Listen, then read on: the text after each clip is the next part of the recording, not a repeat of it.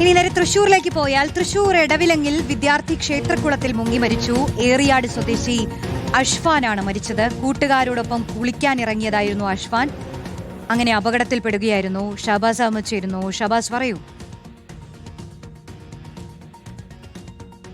റോഷ്നി, വളരെ ദാരുണമായൊരു സംഭവമാണ്. ഇന്ന് രാവിലെ 11:30 ഇത്തരത്തിലൊരു 9ാം ക്ലാസ് വിദ്യാർത്ഥി കൊടുങ്ങല്ലൂർ ഏറിയാട് ഒരു ക്ഷേത്രക്കുളത്തിൽ മുങ്ങി മരിക്കുന്ന ഒരു സംഭവം ഉണ്ടായത്.